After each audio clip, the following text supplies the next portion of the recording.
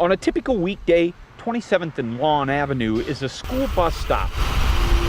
Crime tape and cop cars tell you this day is not typical, it's tragic. Not good. The baby's body was limp. That fragile body, a girl, not 2 years old, shot and killed inside her home. Details right now is what we're looking for in regards to how it occurred, but we just don't have those yet. Neighbors still trying to cope. I just seen that little girl playing outside this morning when I came home. Say the girl's father, the man you see here, ran into this street. He was covered in the baby's blood, holding his daughter's body after the single shot was fired. He was just saying, he was asleep, and when he woke up, he heard the shot when he woke up.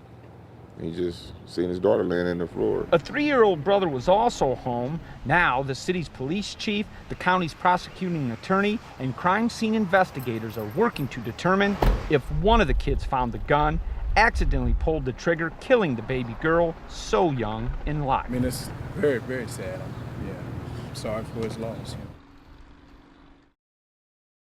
Across these rolling fields in KCK, folks like Mildred, Henry, and Jim's mother, Marion Cordonier, are laid to rest. I dream about her all the time. She's in my dreams.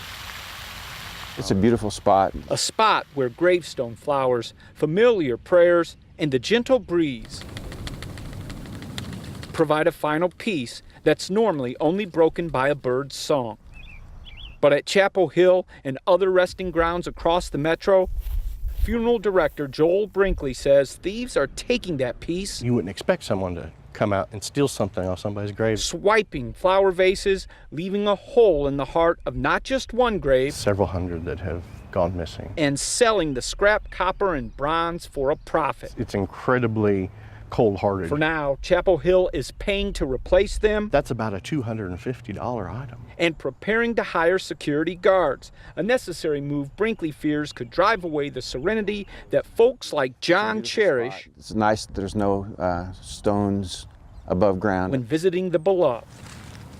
In Kansas City, Kansas, Stacey Cameron, KMBC 9 News. All superheroes have special powers, lifting buses with a single hand, running faster than a speeding bullet. 2-year-old Daxton Smith, an S emblazed on his chest, is no exception. Just ask his mom, Angie. People wait their whole life to see their hero and to meet their hero, and I had the privilege of giving birth to mine. Who watched her baby boy battle and beat clear cell carcinoma of the kidney. Only 20 kids in the United States gets that a year. Instead of worrying, Angie says his smile gave her hope. And hope is what gets you through all of it, because you never know what's at the end of hope.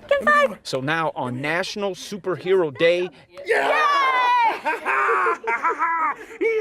Dax is celebrating his second day in remission with a famous friend, Kansas City Chiefs tight end Travis Kelce. I've been super sidekick all day. Who also played Dax's loyal sidekick during chemotherapy.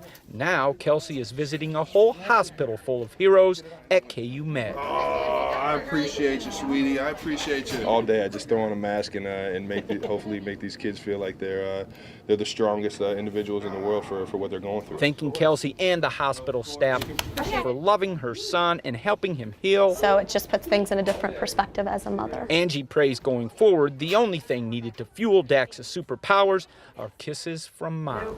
Reporting from KU Med, Stacey Cameron, KMBC 9 News. He said, "Where's my..." With missing windows, sidewalk overgrowth, get rid of all the trees and brush, and peeling paint, this Olive Street address might not seem like much. Put some gutters on it, paint it. But Jamaica Collins and her growing family see a rose here in the weeds. It's got 5 bedrooms. A home that can become a bright spot. I grew up in this neighborhood. I know it. My husband's job is in this neighborhood. On a street some wouldn't live. Buying this corner lot from the Kansas City Land Bank. Quite a bit of space for $1. Collins is ready to move her family up the street. I've got 7 little painters. That's about all they can do. And start the slow dripping process of rehabbing the place. I'm going to start in the basement and just work our way up room to room. Building the home and future she always wanted to give her kids. Being able to live in the house that you build, I think, gives you appreciation for what you're doing.